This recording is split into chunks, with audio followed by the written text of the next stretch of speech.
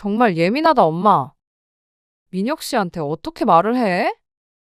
엄마 아빠가 자기랑 같이 밥 먹는 게 싫어서 명절에 오지 말라 그랬다고 해. 그렇게 말하려면 그렇게 해. 김서방 어디 가서 그러면 욕먹어. 그러니까 충격요법이라도 써야지. 그렇게 어떻게 말해? 말 안 하고 그냥 살아도 그건 너 자유고. 어쨌거나 엄마 아빠는 같이 밥 못 먹겠으니까 네가 어떻게 말하든 신경 안 쓸게. 왜 이렇게 매정해? 그래, 정 넘치는 너는 네 남편이랑 알콩달콩 맛있는 거 많이 먹고 살아. 오늘 이야기 속 주인공은 59세 양명화 씨입니다. 그리고 그녀의 사위에 관한 이야기이죠. 양 씨는 사위와 같은 식탁에 앉아 밥을 먹는 게 싫었습니다. 너무 꼴보기가 싫었습니다. 사위가 사고를 치거나 천하의 나쁜 놈이라 그런 게 아니라 함께 밥 먹는 것이 특별히 불편했습니다. 사위의 견디기 힘든 식사의 절 때문이었습니다. 양 씨는 살면서 이렇게 더러운 습관을 가진 사람은 처음이었습니다. 이런 사람이 내 사위가 될 것이라는 생각은 해본 적도 없었죠. 쩝쩝 소리를 내는 것은 기본이었고, 먹었던 젓가락으로 함께 먹는 반찬을 뒤지는 것은 욕할 것도 아니었습니다. 경악하는 양 씨 부부에게 딸은 가족이라는 이름으로 이해를 하라고 했습니다. 하지만 딸이 그래도 이해를 못할 텐데 사위가 그러는 걸 보며 같이 식사를 하고 싶지는 않았습니다. 그래서 필연적으로 식사를 해야 하는 일을 없애야 했습니다. 가장 첫 번째가 명절이었습니다. 명절에 사위와 딸을 볼 수 없는 것은 슬픈 일이지만 누구나 양 씨의 이야기를 들으면 고개를 끄덕일 것이었습니다. 양 씨는 딸이 하나 있었습니다. 딸이 하나라 곱게 키우고 그런 것은 없었습니다. 남들과 똑같이 무던하게 키웠다고 생각했습니다. 실제로도 딸은 그런 성격으로 컸습니다. 둥글둥글했고 수더분했습니다.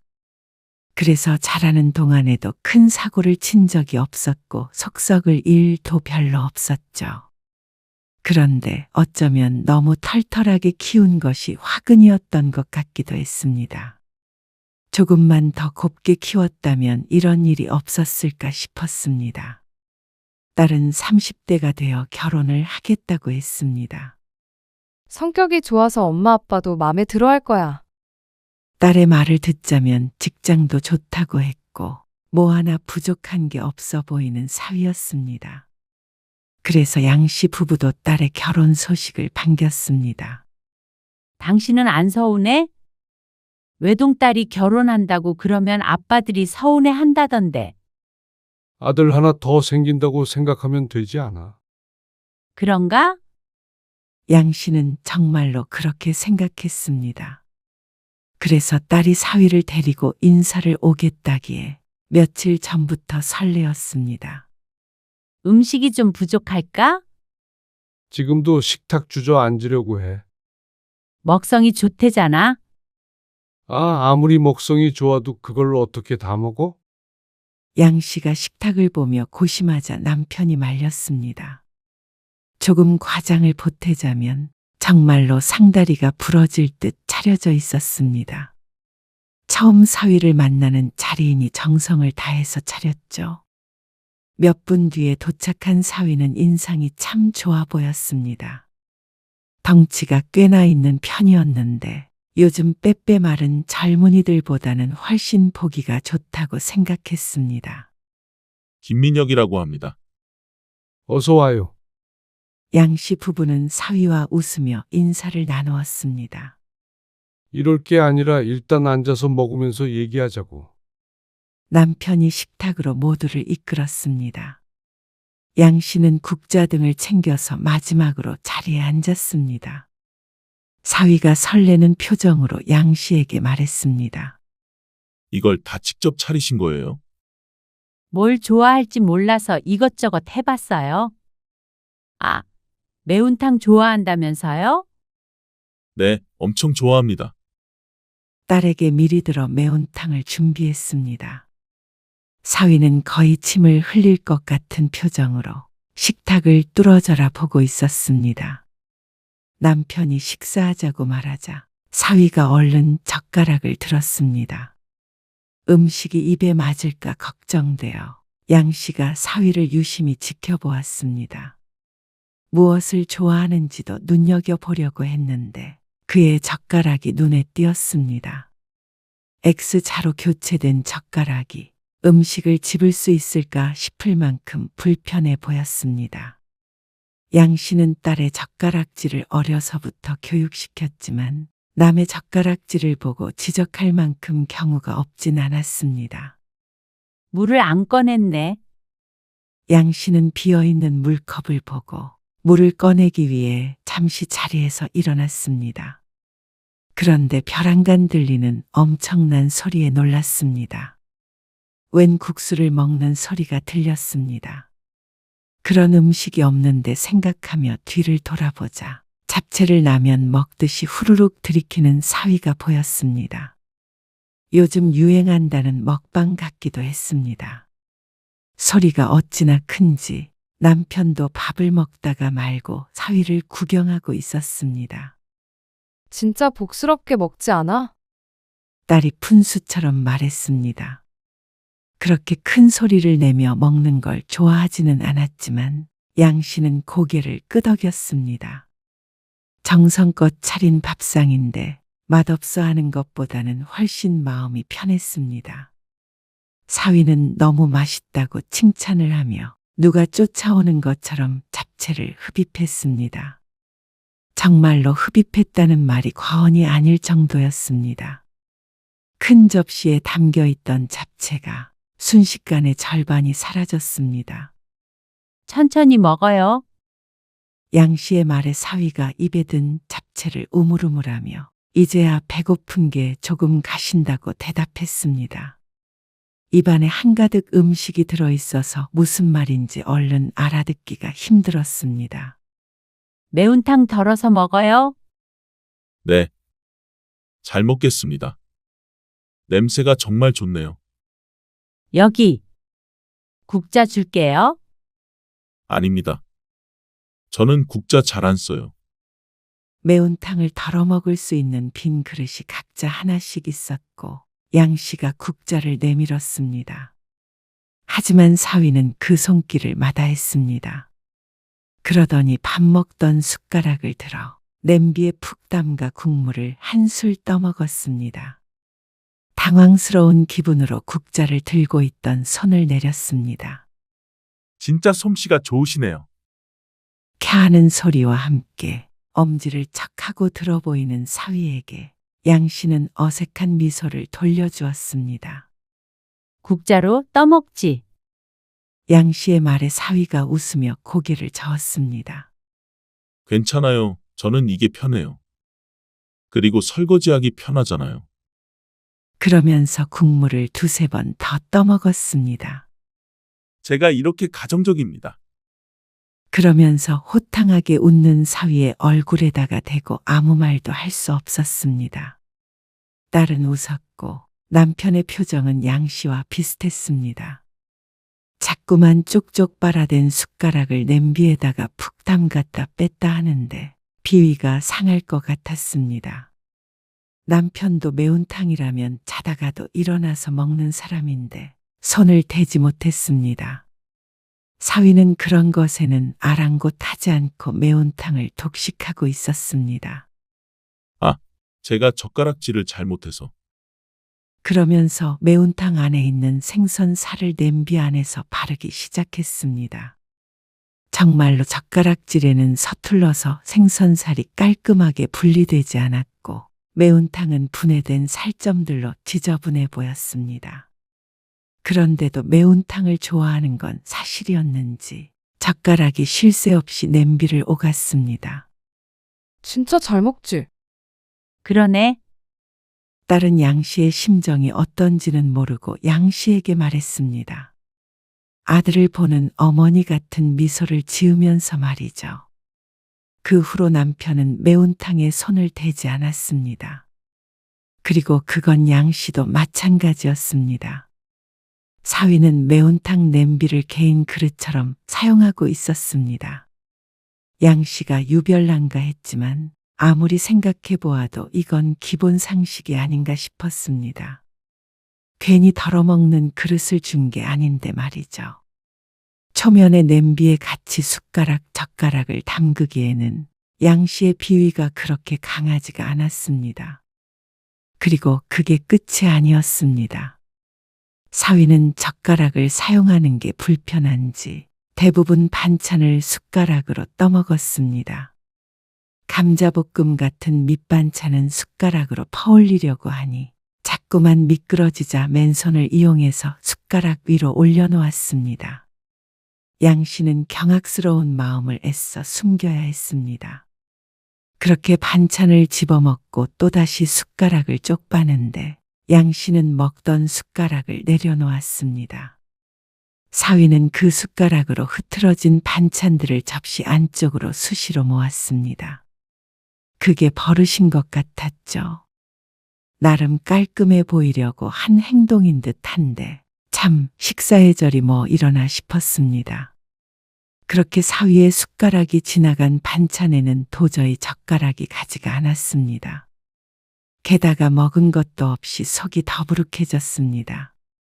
남편도 같은 마음이었는지 자꾸 물만 들이켰습니다.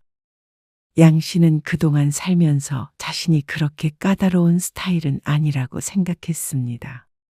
다른 사람들과 식사할 때도 별 문제가 없었습니다. 그런데 유독 지저분하게 먹는 사위를 보니 식사가 힘들었습니다.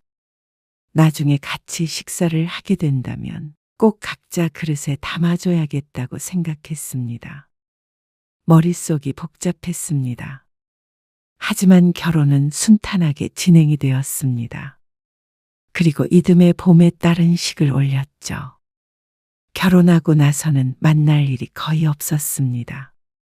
딸과 사위도 직장 다니느라 바쁘고 양씨 부부도 바빠서 평소에는 얼굴을 잘 보지 못했습니다. 전화 통화는 자주 하지만 만나는 건 어쩌다 한 번이었고 보통은 밖에서 커피를 마시고 헤어졌습니다. 제대로 같이 시간을 보내는 것은 명절이 고작이었습니다. 그런데 양 씨는 1년에 2번밖에 없는 명절이 곤욕스러웠습니다. 자주 못 보는 게 다행이라고 생각이 될 정도였습니다. 결혼하고 처음으로 맞는 명절이었습니다. 명절 연휴 첫날은 양 씨 부부 둘이서 오붓한 시간을 보냈습니다. 그리고 당일이 되었을 때는 딸과 사위의 방문을 기다렸습니다. 점심시간이 넘어서 도착할 거라고 했던 딸에게서 전화가 왔습니다. 엄마, 우리 일찍 출발해서 좀 빨리 도착할 것 같은데 점심 같이 먹어야 할 것 같아. 점심은 휴게소에서 먹겠다던 딸이었기에 양 씨는 화들짝 놀랐습니다. 느긋하게 쉬고 있었는데 갑자기 점심을 준비해야 하니 말이죠. 아이고, 이럴 때가 아니네. 1시간이면 도착한대. 정말? 서둘러 준비해야겠다. 양 씨는 얼른 몸을 일으켰습니다. 남편도 옆에서 양 씨를 거들었습니다. 그래도 명절이라 이것저것 준비를 했는데 요리를 하려면 한참 걸릴 것이었습니다. 엄마, 우리 왔어. 어머, 벌써 왔니? 그런데 딸은 전화로 얘기했던 시간보다도 일찍 도착했습니다. 아직 요리를 상을 차리려면 좀 더 있어야 했습니다. 아, 배고프다. 사위가 들어서면서 한 첫말이었습니다. 인사는 그 뒤로 이어졌습니다. 잘 지냈어? 남편이 사위에게 인사를 건넸습니다. 그리고 부엌에서 나와본 양 씨는 사위를 보고는 조금 놀랄 수밖에 없었습니다. 2-3달 전에 한 번 보았는데 그때보다 살이 많이 찐 모습이었습니다. 그때도 결혼 전보다 통통해졌다고 생각했는데 지금은 순간 누구인지 못 알아볼 만큼 살이 올라 있었습니다. 아, 배고프다. 아침을 너무 부실하게 먹어서 그런지 배가 너무 고프네요. 사위는 집에 들어서는 그 순간부터 배고프다고 노래를 불렀습니다. 아침에 먹은 떡국 때문에 너무 빨리 배가 꺼졌다며 말이죠. 자기 엄청 많이 먹었잖아. 그래도 떡국은 배가 금방 꺼져.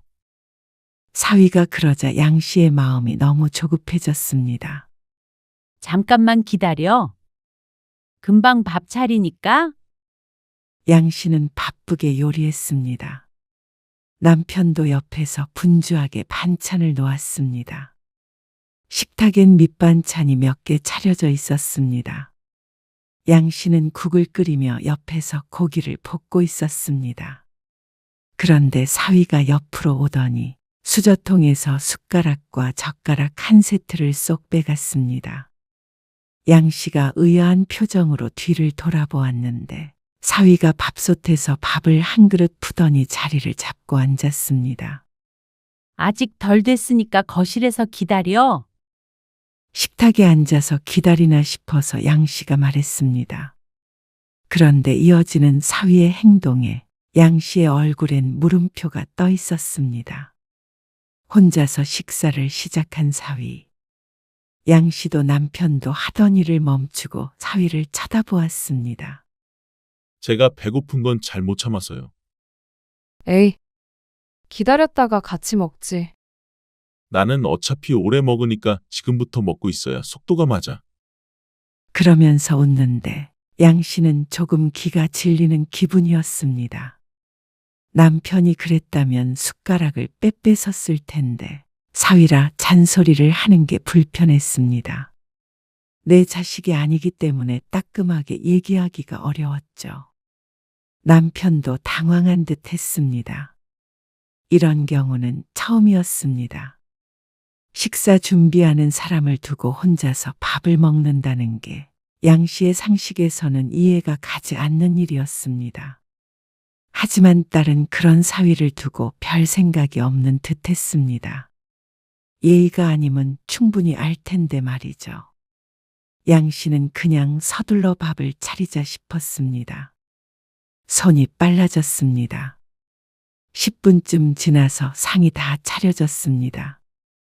찌개가 아닌 국이라 각자 앞에 하나씩 있었고 생선을 구운 것도 하나씩 덜어서 따로 줬습니다. 그런데 모든 반찬을 각자 줄 수는 없었습니다.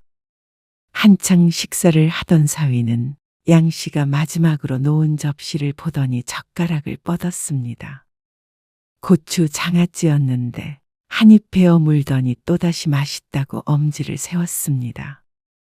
그 모습에 뿌듯했던 것도 잠시.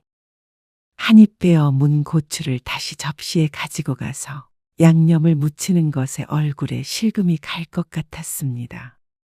맛있으면 그 앞으로 좀 덜어줄까? 양 씨가 애써 속마음을 감추며 물었습니다.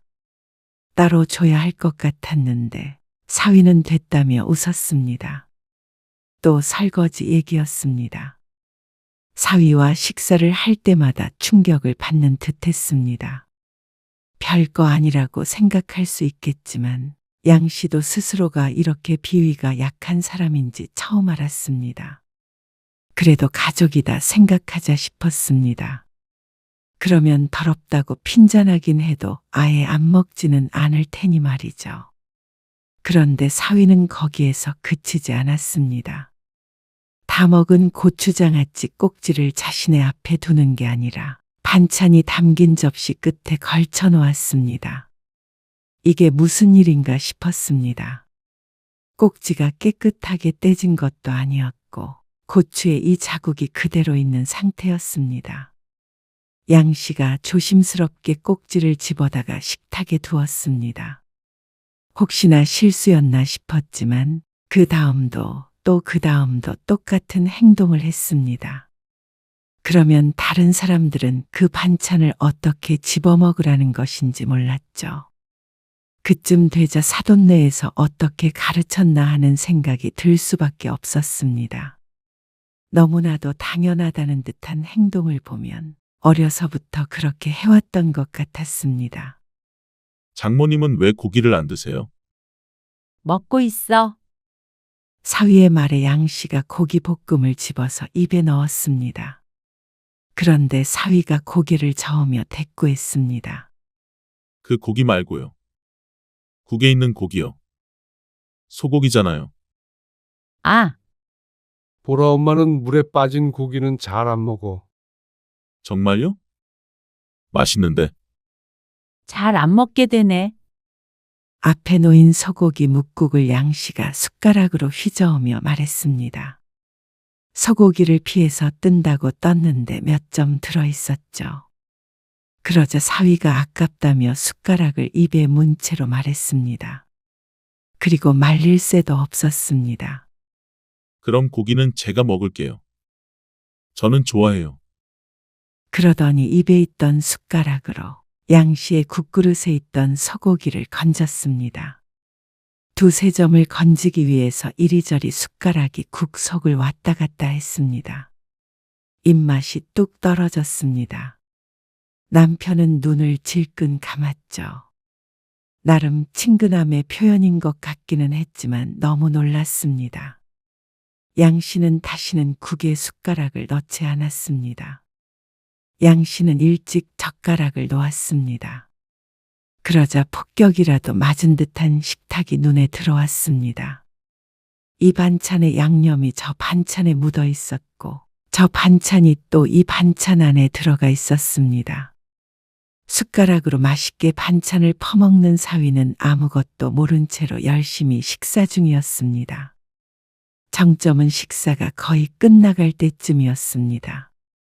물을 마시고 보글보글 소리를 내며 입안을 가글하더니 꿀꺽 하는 소리에는 속이 미식거렸습니다. 그리고 젓가락으로 이를 쑤시려고 이리저리 노력하는 모습을 보고는 양 씨는 자리에서 일어서 버렸습니다. 그만 먹어야겠다. 그러자 남편도 슬그머니 양 씨를 따라서 일어났죠. 식사를 마친 뒤에 딸과 사위는 좀 쉬겠다며 방으로 들어갔습니다. 체한 것 같아. 소화제 있지? 나도 하나 먹어야겠어. 당신도? 남편도 양 씨도 속이 좋지 않아 소화제를 찾아 먹었습니다. 아무래도 안 되겠다. 그래서 양 씨는 딸만 살짝 불러서 얘기했습니다. 도저히 참지 못했습니다. 앞으로도 이렇게 식사할 일이 평생에 걸쳐 있을 텐데 그때마다 소화제를 먹고 싶지는 않았습니다. 그런데 딸은 양 씨의 말을 듣고는 오히려 양 씨를 이해하지 못하겠다고 했습니다. 가족인데 뭐 어때? 양 씨도 남편과는 찌개도 한 냄비에다가 놓고 먹고 했습니다. 하지만 다른 사람들과는 그렇게 먹지 않았습니다. 사위가 가족이기는 하지만 식사를 하는데도 격이 없고 싶지는 않았습니다. 엄마가 너무 예민한 것 같은데? 딸은 도무지 모르겠다는 표정이었습니다. 딸은 그게 아무렇지 않으니 결혼을 했겠지만 양 씨는 사양이었습니다. 그게 예의가 아닌 건 너도 알잖아. 맛있어서 그런 거야. 그리고 민혁 씨도 엄마 아빠를 친부모처럼 생각하니까 편하게 그런 거고. 그렇게 생각해 주는 건 고마운데 엄마는 좀 더 위생적으로 식사했으면 좋겠어. 그러니까 꼭 좀 잘 말해줘. 어떻게 대놓고 그렇게 말해? 더럽게 먹지 말라고. 네가 잘 둘러대야지. 엄마가 말하면 되잖아. 내가 어떻게 하니? 양 씨는 잠시 딸과 실랑이를 벌였습니다. 딸은 결국 알겠다고 돌아섰지만 표정은 좋아 보이지 않았습니다. 양 씨가 사위를 가족으로 생각을 안 하는 것 같다며 서운해하기까지 했습니다. 하지만 양 씨 부부는 아무리 가족이라도 지켜야 할 예의가 있다고 생각했습니다. 그런데 양 씨의 당부는 지켜지지 않은 듯 보였습니다. 그 뒤로도 몇 번 더 함께 식사할 일이 있었는데 사위는 전혀 달라지지 않았습니다. 그래서 딸에게 또 언지를 하자 딸이 이번에도 섭섭해했습니다. 그냥 같이 먹으면 되잖아. 너는 남의 침 먹을 수 있어? 양 씨는 자신이 말하고도 괜스레 속이 안 좋아지는 것 같아서 얼굴이 하얗게 질렸습니다. 그 뒤로는 의도적으로 사위와의 식사 자리를 피하게 되었습니다. 일이 바빠서 못 보겠다. 아, 장모님 생신이라고 보라가 특별히 알아본 식당이에요. 아니야. 둘이 거기서 오붓하게 데이트해. 일이 많아서 그래. 네, 알겠습니다. 그리고 딸은 임신을 했습니다. 몸이 약한 탓에 조심한다고 임신 기간에는 거의 보질 않았습니다. 명절에는 몸이 안 좋아 오지 못했고 말이죠. 딸이 출산하고 집에서 몸조리를 하고 있는데 양씨 부부를 초대했습니다. 아이를 보러 오라고 했습니다. 양씨 부부는 설레는 마음을 하고 딸 집을 방문했습니다. 그런데 사돈도 하루 일찍 왔다며 인사를 해왔습니다. 아이를 가운데 두고 양가 부모가 감탄을 했습니다. 귀여운 손주가 생겼으니 당연히 좋겠지만 사위도 외동아들이라 특히나 더 손주가 귀했습니다. 앉아서 이런저런 얘기를 나누다가 식사를 같이 하게 되었습니다. 사돈이 같이 저녁을 먹자고 하는데 쏙 가버리기도 힘들었습니다. 그런데 사돈네와 식사를 하게 되니 사위에 대해서 알 것 같았습니다. 상견례 때는 워낙 긴장도 하고 결혼에 대해 상의를 하느라 다들 식사를 제대로 하지 못했었습니다. 그래서 몰랐죠. 안사돈의 식사 습관이 사위와 빼다박은 듯했습니다. 안사돈과 사위 둘이 식탁에 앉아 그러고 있으니 가관이었습니다. 숟가락으로 반찬을 집는 것은 둘의 버릇인 듯했죠. 양씨가 불편한 기색을 숨기지 못했지만 사위나 안사돈 중 누구도 알아차리는 사람이 없었습니다. 아무래도 이 집 식구의 문화 같은 것인가 싶었습니다. 양씨 부부는 기가 질려버렸습니다. 사위도 사위이지만 사돈과도 다시는 식사하고 싶지 않을 만큼 끔찍한 자리였습니다. 집으로 돌아와서는 이틀 동안 고생을 해야 했습니다. 먹은 게 단단히 얹히는 바람에 손가락을 몇 개나 딴지 몰랐습니다. 딸에게 말해도 소용이 없으니 양씨 부부도 이제는 별 수 없었습니다. 딸은 아무렇지도 않은 모양이었습니다. 그리고 부부끼리 괜찮다는데 장인 장모가 사위의 식사 예절에 대해 이러쿵 저러쿵 딴지를 거는 것도 지나친 간섭처럼 느껴질 것이었습니다. 부모도 가만히 있는데 말이죠. 그렇다면 양씨 부부만 문제인데 이렇게 괴로울 바에는 다른 방안이 필요했습니다. 그리고 양씨 부부가 생각해낸 것은 애초에 괴로운 일은 만들지 말자는 것이었습니다. 앞으로 명절에는 우리 집에 안 와도 돼. 그게 무슨 말이야? 무슨 말이긴? 명절에는 너희끼리 여행을 가? 왜? 요즘엔 다들 그렇게 한다며. 딸은 좋아하지 않았습니다. 나는 그래도 친정에 가고 싶지. 어차피 시집에는 가야 하는 건데 여행도 못 갈 거고. 엄마 아빠가 이제 여행이나 다니려고 그래? 명절에.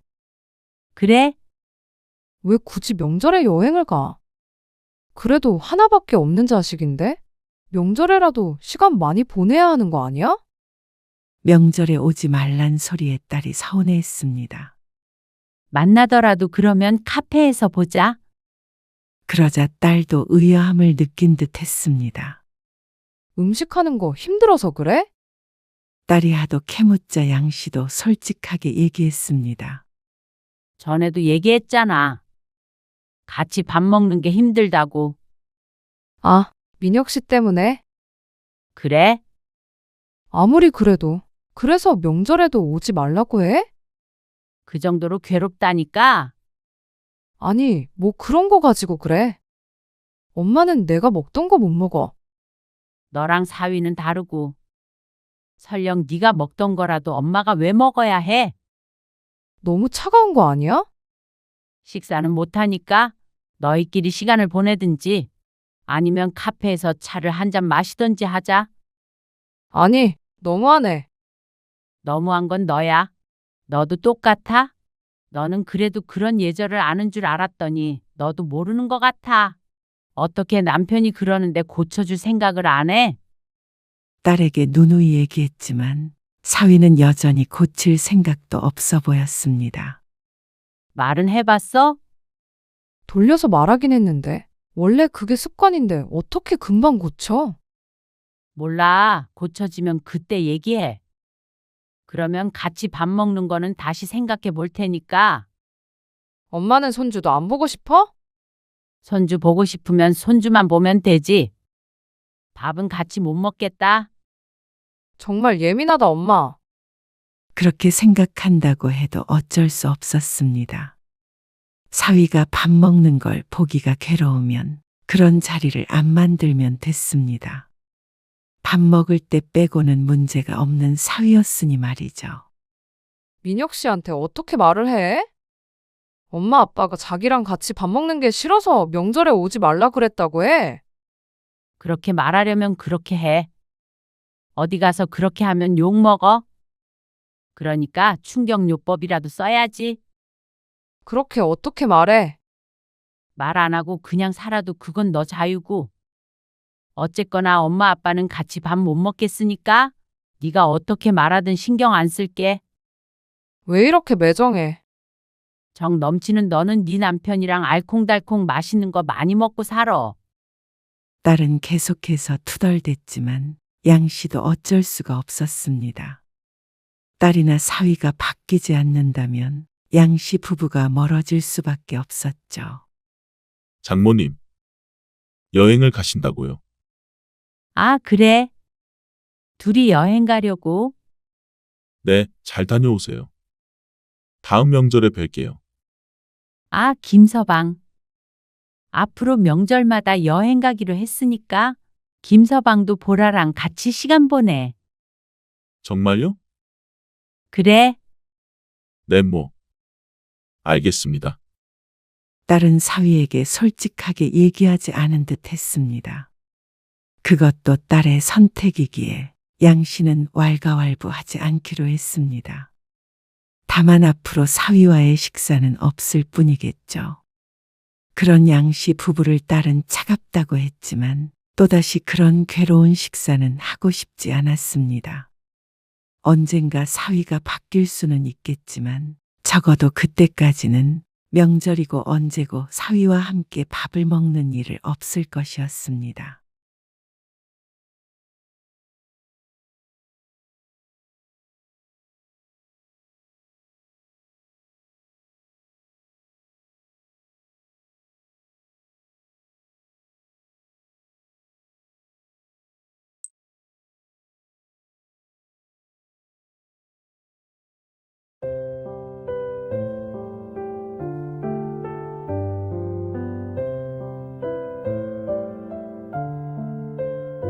거기 이불 속에 있는 모양인데? 아, 여기 있었네. 이러니까 못 찾지. 이게 뭐야? 뭐가? 여기 화면 봐. 내가 뭐라고 저장돼 있는지. C자일 받지 마. 뭐, 시자? 받지 마. 우리 전화 안 받겠다는 거야. 별나게도 지어놨네.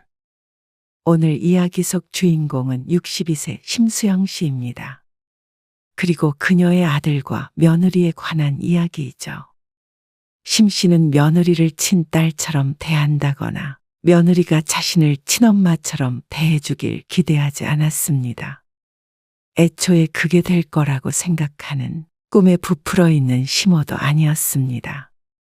그렇다고 해서 아들 며느리와 등을 지고 살 생각을 한 적은 단 한 번도 없었습니다. 판도라의 상자를 열기 전만 하더라도 말이죠. 우연히 보게 된 며느리의 휴대폰 화면. 거기에 자신이 어떻게 저장되어 있는지 알게 되니 며느리를 다시 보고 싶은 마음이 사라졌습니다. 호칭도 그렇고 전화를 받지 말라고 저장명에 해둔 걸 보면 어지간히 시집 식구가 싫은 모양이었습니다. 시집살이라도 시켰다면 억울함이 덜했을 텐데 심 씨는 며느리가 효도를 하길 바란 적도 없었고 얼굴을 보는 것도 명절 같은 때가 아니면 거의 없었습니다. 무엇 때문에 자신을 그런 식으로 저장했는지는 몰라도 한 가지는 분명했습니다. 며느리가 마음속으로 자신을 시어머니로서 대우하지 않는다는 걸 말이죠. 볼 때마다 휴대폰을 손에서 놓질 않아 몰랐는데 그 속에 이런 비밀이 있던 모양이었습니다.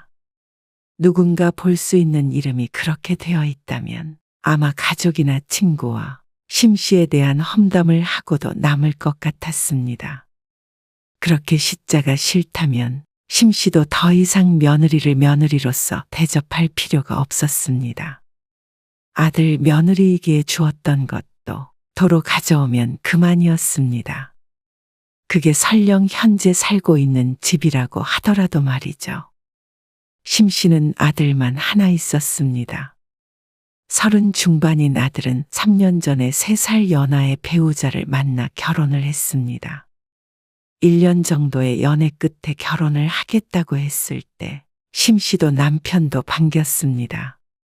조건 같은 거는 애초에 묻지도 않았습니다. 알아서 잘 선택했을 것이라고 생각했습니다.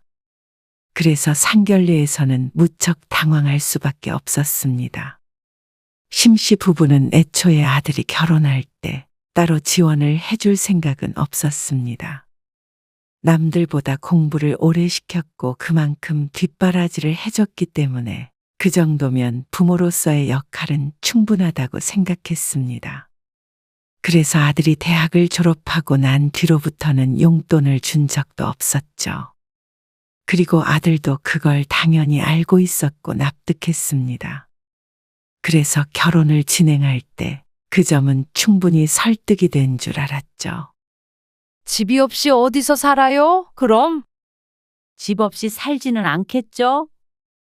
애들도 다 생각이 있겠죠? 저희는 그렇게 시집은 못 보내요. 네? 무척 공격적인 말투를 구사하는 안사돈 때문에 심 씨는 얼른 대답을 하지 못했습니다. 식사를 잘하다가 갑자기 결혼을 못 시키겠다는 소리를 들으니 당혹스러울 수밖에 없었습니다. 최소한 집은 있는 상태로 결혼을 해야죠. 안 그러면 요즘 세상에 애 낳고 어떻게 살아요? 아, 애들도 모아둔 돈이 있을 테니까 전세를 가던지 하면 되죠. 전세요? 네. 아니면 집을 사더라도 대출을 받고 나머지 부분은 애들 능력껏 하면 되니까요. 작은 집에서 넓혀가는 것도 아니요. 아니요. 그건 아니고요. 안사돈이 심 씨의 말어리를 자르며 끼어들었습니다. 저희는 다 갖춰놓고 결혼시킬 생각이었어요. 그 능력이 안 되면 당장 결혼시킬 생각이 없네요. 당시 며느리의 나이가 29이었습니다. 아직 이르다고 생각하는 것도 이해는 갔습니다. 하지만 이렇게 상견례에서 결혼을 시키네 못 시키네 할 줄은 몰랐습니다. 어떤 말을 하더라도 설득이 될 것 같지가 않았습니다. 대출 갚느라 딸이 팍팍하게 사는 걸 원하지 않는다고 했습니다.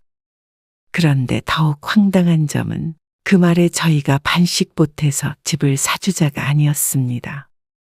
저희는 윤지 이만큼 키우는 것만으로도 힘들었어요. 여력이 되지 않는다는 말을 무척 당당하게 했습니다. 그러고는 그 모든 걸 심씨 부부가 해주길 원했습니다. 그래야 딸을 보내겠다고 했죠. 도대체 무슨 배짱인지 몰랐습니다.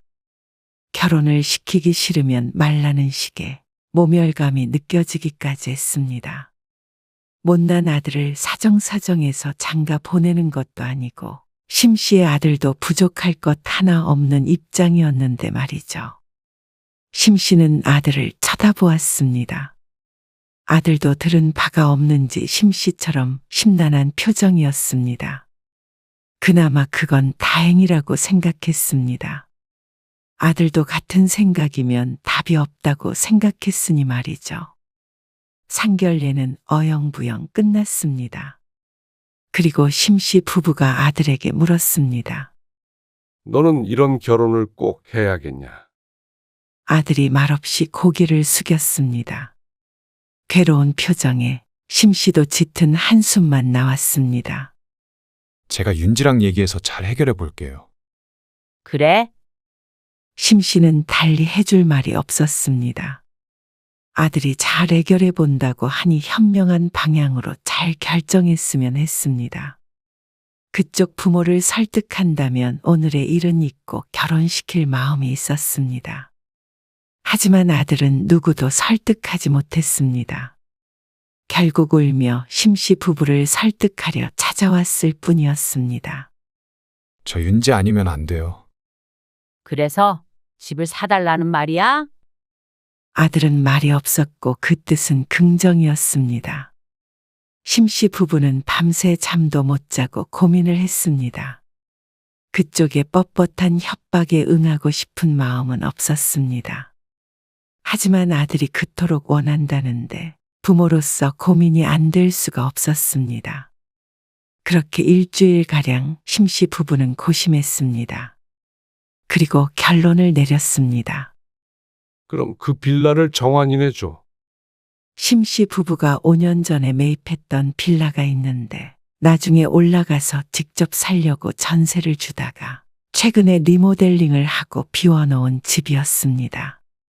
리모델링 한 게 아까워서 다시 새를 놓을까 아니면 그냥 비워두고 1, 2년 뒤에 들어갈까 고민했죠.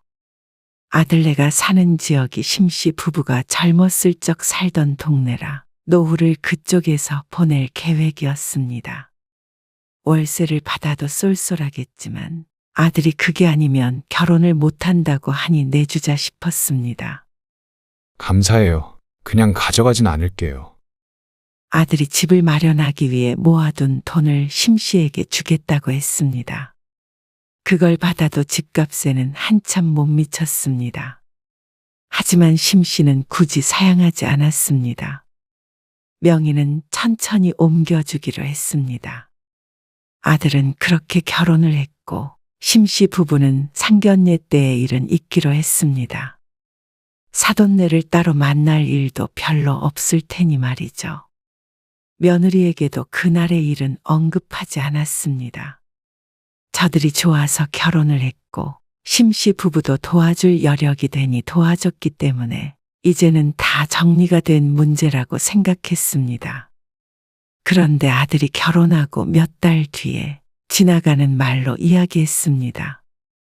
애기요. 저희는 계획 없어요. 천천히 낳는다고? 그렇게 될 수도 있지만 지금으로서는 안 갖는 쪽으로 생각하고 있어요. 너희 둘이 그렇게 상의한 거야? 윤지도 애를 잘 키울 자신이 없대요. 결혼 전부터도 그랬고요. 그 말에 조금 서운했다면 심씨가 너무 옛날 사람인가 싶었습니다. 아이를 안 갖는 거야 둘 문제겠지만 그래도 심씨에게는 손주가 있고 없고의 차이인데 말이죠. 아이를 안 가질 거라는 말을 미리 해줬으면 좋았을 거란 생각을 했습니다. 아들이 하나니 아이를 안 가진다면 심씨 부부도 영영 손주를 못 보는 것이었습니다. 뭘 기대해? 남편도 고개를 절레절레 젓고 말았습니다. 심씨도 아들 며느리에게 너무 기대하지 말자고 다짐했습니다. 섭섭한 감정도 다 자식에게 너무 기대서 그런 것이라고 생각했습니다. 애초에 너무 바라지도 기대하지도 않으면 자식에게 실망할 일도 없다고 마음을 다잡았습니다. 아들네 한 번도 안 가봤다고. 어느 날 친한 친구가 물었습니다. 안 가봤는데? 그게 이상한가? 결혼한 지 2년 됐다며? 근데 한 번도 안 가본 게 이상한 거 아니야? 엄청 먼 것도 아니구만. 뭐 하러 가봐? 그래도 안 궁금해? 뭐가 궁금한지 몰랐습니다. 집이 어떻게 생긴지는 심씨 부부가 리모델링을 했으니 다 알고 있었습니다. 거기에 가구만 들여놨을 텐데 궁금할 게 뭐가 있나 싶었습니다. 그래서 아들이 결혼한 지 2년이 지나도록 한 번도 가보지 않았습니다. 물론 아들네가 초대한 적도 없었고 말이죠. 초대했더라도 글쎄 갔을지는 모르겠다고 생각했습니다. 나도 이런 시어머니 있었으면 좋겠네. 싱겁기는 그렇다고 심씨가 아들네 부부와 왕래를 안 하고 지낸 것은 아니었습니다. 명절마다 만났고 생일이나 특별한 날에는 문자 메시지를 보내기도 했습니다. 남들처럼 한 달에 한두 번씩 만나고 그러지는 않았어도 하나밖에 없는 아들 며느리와는 나름대로 가깝게 지낸다고 생각했죠. 그러던 어느 날이었습니다. 아들이 해외로 길게 출장을 가게 되었습니다. 2주가량 미국에 머물렀는데 이렇게 길게 가는 건 또 처음이라 첫날에 아들과 통화를 하기도 했습니다. 아들이 출장을 간 지 일주일 정도 지났을 때쯤 남편이 심씨에게 물었습니다. 며느리한테 전화 한 통 해봐야 하는 거 아니야? 왜? 계속 혼자 있을 거 아니야. 시부모가 돼서 며느리 혼자 밥은 잘 챙겨 먹는지 물어봐야 되지 않나 싶어서. 보통은 안 그런가? 뭐? 남편이 며느리가 아니고 시어머니가 된 적도 없으니 이런 말을 하는 모양이었습니다. 며느리라면 이런 생각을 하지는 않을 테니 말이죠. 애도 아니고 혼자 잘 있겠지?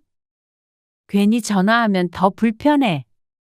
그래도 걱정되잖아.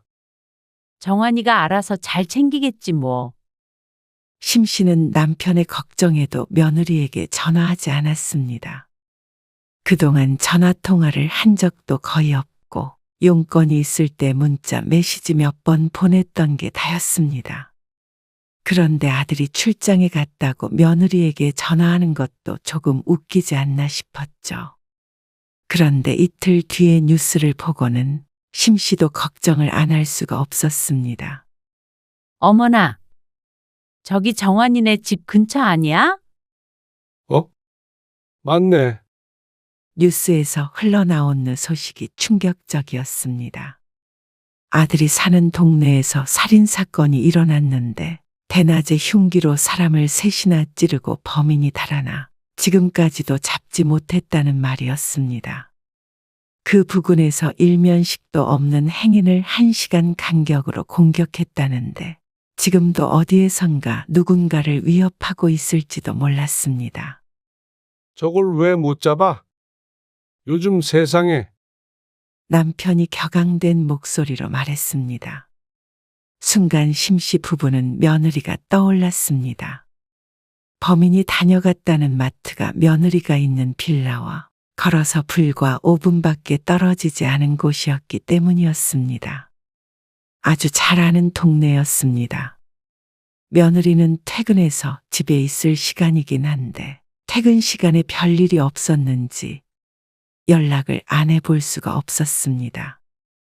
전화를 안 받아. 심씨가 전화를 걸었지만 신호음이 길게 울렸습니다. 결국엔 끊어진 전화에 심씨의 심장이 콩닥콩닥 뛰는 것 같았습니다. 다시 해봐. 남편의 성화에 다시 며느리의 번호를 눌렀지만 묵묵부답이었죠. 별일이야 있겠어. 그렇게 말하는 남편도 어쩐지 초조해 보이는 기색이었습니다. 그럴 가능성은 낮겠지만 나쁜 일이 늘 비켜가는 것은 아니기 때문이었습니다. 30분쯤 있다가 다시 걸어보았지만 며느리는 끝내 전화를 받지 않았습니다. 심씨는 시계를 힐끔 보고는 아들에게 전화를 걸었습니다. 아직 새벽 시간이긴 하지만 그래도 걱정되는 마음에 가만히 있을 수 없었습니다. 정환이니? 넌 뉴스 못 봤지? 무슨 뉴스요? 아들은 그런 사건이 있었다는 사실조차 모르고 있었습니다. 같은 동네에서 오늘 발생한 일이라고 하자 아들도 놀란 눈치였습니다. 아무 연락 안 와 있어? 전화를 3번 했는데 안 받아. 네. 문자 메시지도 없었는데. 잠시만요. 제가 전화해 볼게요. 그래. 얼른 해봐. 그리고 꼭 알려줘.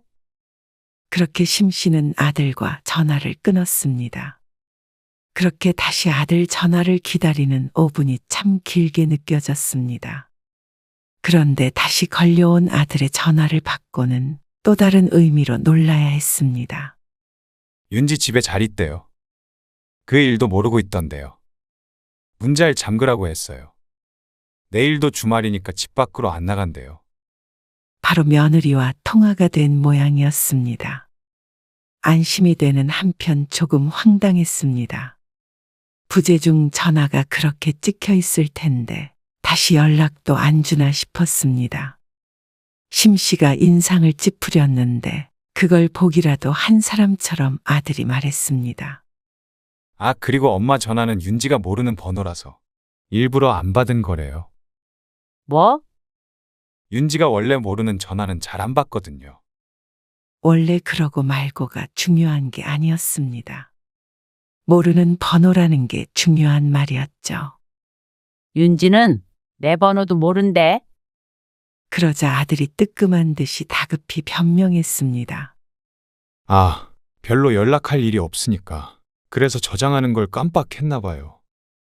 어버이날이든 생일이든 며느리의 전화를 한 통도 받아본 적이 없으니 알만했습니다.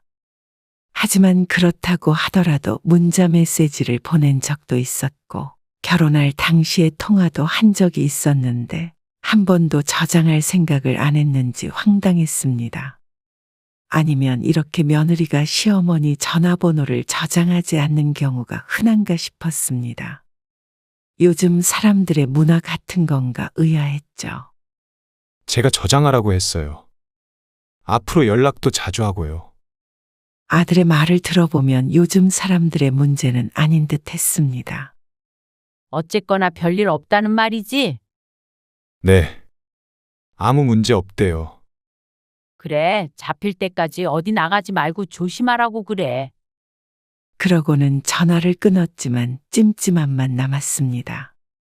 연락은 안 하더라도 예비로 저장은 해놓는 게 상식적이지 않은가 생각했습니다. 결혼한 지 2년이나 지났는데 시모가 싫으니 저장을 안 한다는 생각이 들기도 했습니다. 스치는 인연도 쉽게 전화번호를 저장하는 게 요즘 사람인데 어떻게 가족 간에 그러나 싶었습니다. 보통의 관계라면 당연히 저장을 했을 텐데 말이죠. 당신 번호를 저장 안 했대? 남편은 옆에서 참 하며 어이없어 하고 있었습니다. 심씨 부부가 너무 예민하게 생각하는가 싶었지만 나중에 주변에 물어도 며느리가 시모 번호를 저장 안 했다는 사람은 누구도 없었습니다. 아들은 며느리가 앞으로 자주 연락할 거라고 했지만 그 뒤로 한 번도 온 적은 없었습니다. 심씨도 자주 전화를 하길 바라는 것은 아니었습니다. 상식적인 선만을 바랐을 뿐이었습니다. 그리고 다음해 명절에 아들 며느리가 집에 왔습니다. 심씨 부부는 차례를 지내지 않았고 명절에도 잔치상이라기보다는 푸짐한 밥상을 차려서 먹었습니다. 명절 전날 저녁에 아들네를 만나서 다음 날 아침 일찍 헤어졌습니다. 설거지는 정훈이 네가 해. 남편이 아들에게 고무장갑을 건네며 말했고 아들은 당연하다는 듯이 받아들었습니다. 밥은 심씨 부부가 준비했으니 아들은 설거지를 했죠. 며느리는 소파에 앉아서 휴대폰을 봤습니다. 지난 3년간 보았던 광경이었습니다. 그래도 심씨는 며느리에게 일을 시킬 마음이 없었습니다. 며느리도 할 생각은 없어 보였지만 말이죠. 부엌에서 뒷정리를 하는데 설거지하던 아들이 말했습니다. 저희 아이를 가져볼까 해요. 그래? 네. 아무래도 하나는 있어야 할 것 같아서요. 그래. 너희가 알아서 잘하겠지? 심씨도 기대가 되긴 했습니다. 그래서 아들의 말에 웃음이 나왔습니다. 남편도 말은 안 하지만 웃고 있는 것이 기분이 좋은 모양이었습니다. 아, 저희 내일 아침 일찍 출발해요. 알았어. 일찍 차릴게. 그리고 다음 날 아침이 되었을 때였습니다. 아침 식사 시간이 7시였습니다. 쉬는 날인데 다소 이른 시간이었습니다. 차 막히니까 이만 일어나 볼게요. 처가에 가야 하는 시간에 쫓기는 모양이었습니다. 뭘 차릴 시간도 마땅치 않아서 전날 먹었던 음식을 데웠는데 먹는 내내 시계를 쳐다보던 아들이었습니다.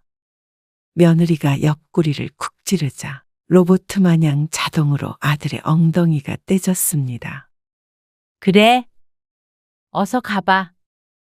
심씨는 짐짓 모른 척하며 고개를 끄덕였습니다. 어차피 가는 거 일찍 가는 게 서로 덜 힘들겠다 싶으니 잡을 이유도 없었습니다. 차례는 안 지내도 명절 전에 청소하고 아들네 밥 차리고 치우고 하다 보면 그것도 힘든 일이었습니다. 아들은 금방 짐을 챙겨서 나와서 출발했습니다. 심씨 부부는 상을 치우고 소파에 막 앉은 참이었습니다. 정훈이 전화 오는데. 남편이 심씨의 휴대폰을 가리키며 말했습니다. 출발한 지 1시간 만에 왜 전화를 했나 싶었습니다. 엄마, 윤지가 방에다가 핸드폰을 두고 온 것 같대요. 뭐? 핸드폰을 두고 가? 네. 좀 찾아봐 주실래요? 집에 있는 거 맞아? 방을 얼른 훑어보았지만 보이는 건 없었습니다. 화장실 때문에 휴게소에 잠깐 들렀는데 거기에 두고 왔을 수도 있어서요. 그러자 며느리가 아들의 휴대폰을 넘겨받았습니다. 어머님, 제 휴대폰 침대 머리 쪽에 매트리스 사이로 들어갔을 거예요. 그러면서 휴대폰이 어디 있을 거라고 자세히 설명을 해줬습니다. 휴대폰을 붙든 채로 아무리 찾아도 보이지 않았습니다. 잠깐만 끊어봐. 전화 걸어보게. 전화를 끊으려 하자 며느리가 다급하게 외쳤습니다. 아니요. 어머님, 거기 있을 거예요. 굳이 전화 걸지 마시고 거기에다가 손 넣어보세요. 왜? 전화 걸어보면 찾을 수 있잖아. 그게 모음으로 해놔서요. 전화해도 안 울릴 거예요. 아이고, 그래? 심씨가 전화를 받은 상태로 한 손으로 이리저리 매트리스 사이에 넣어보아도 잡히는 게 없었습니다. 잠깐만 전화 좀 끊어봐라. 불편해서 못 찾겠네. 매트리스 들어봐야겠다. 네. 바로 전화 주세요. 그래? 그런데 전화를 끊고 더 뒤져보았지만 보이는 건 없었습니다. 남편도 합세를 했지만 수확이 없었죠. 전화해봐. 무음이래. 혹시 모르잖아. 남편의 말에 심씨가 휴대폰을 들어 며느리의 번호를 눌렀습니다. 그러자 어디선가 웅웅하고 진동 소리가 들렸습니다. 무음이 아니라 진동으로 해놓은 모양이었습니다. 심씨 부부의 표정이 밝아졌죠. 거기 이불 속에 있는 모양인데? 남편의 말에 침대 한쪽에 접혀있는 이불을 들어 털어보았습니다. 그러니까 툭 하고 며느리의 휴대폰이 그 사이로 떨어졌습니다. 아, 여기 있었네. 이러니까 못 찾지. 심씨는 웅웅거리는 휴대폰을 집어들었습니다. 이제는 통화를 종료하고 아들에게 전화를 걸어주려는데 며느리의 휴대폰 화면이 심씨의 눈길을 끌었습니다. 이게 뭐야? 뭐가? 남편도 고개를 쭉 빼고 보더니 허하며 깊은 숨을 내쉬었습니다. 화면에는 시자일 받지 마 라고 적혀 있었습니다. 언뜻 보아서는 무슨 말인지 몰랐지만 시자일이라는 것은 며느리가 심씨를 지칭하는 말인 듯 했습니다. 시어머니도 아니고 시자일이 웬 말인가 싶었습니다. 시자라는 단어가 좋은 뜻으로는 절대 쓰이지 않는 말이라는 걸 심씨도 모르지 않았습니다. 거기에다가 뒤에 있는 받지마는 도대체 왜 적어 놓은 건지 몰랐습니다. 혹시라도 전화를 받을까봐 적어 놓은 것인지 아니면 그만큼 싫은 마음을 표시하기 위해 적어 놓은 것인지는 모르겠지만 몇 글자 되지 않은 이름의 호감이라고는 찾아볼 수가 없었습니다. 혹시 몰라 남편의 휴대폰으로 전화를 걸어보자. 이렇게 떴습니다. 시자이 받지 마. 심씨가 이리고 남편이 이인 모양이었습니다. 참 기가 막혔습니다. 비속어가 적혀 있는 것도 아닌데 이토록 기분 나쁘게 하는 것도 재주라면 재주였습니다. 시자, 받지 마. 우리 전화 안 받겠다는 거야. 별나게도 지어놨네.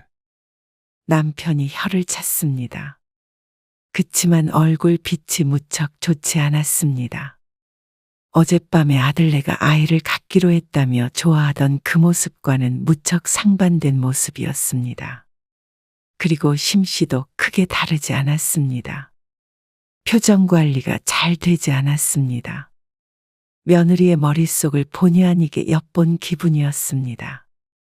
어째서 이렇게 해놓은 것인지 묻고 싶었습니다.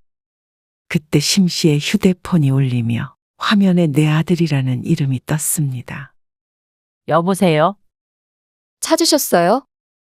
다급한 목소리의 며느리였습니다. 왜 무음으로 해놨다고 거짓말을 하며 전화하지 말라고 한지 알 것 같았습니다. 그래? 침대에 있었어. 아, 그렇죠. 지금 돌아가고 있어요. 그래? 조심히 와라.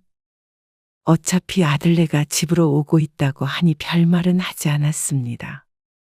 하지만 마음이 어지러웠습니다. 그렇게 한참을 기다리자 아들 내외가 왔습니다. 시간 엄청 버렸네요. 늦게 알아채는 바람에. 아들이 허탈하게 웃었습니다. 그리고 그 옆에서 며느리가 휴대폰이 어디 있는지 두리번거리고 있었습니다. 자, 여기 있다. 며느리는 표정이 밝아져 손을 내밀었습니다. 심씨는 그 손 위에 휴대폰을 주려다 말고 손을 잡아 뺐습니다.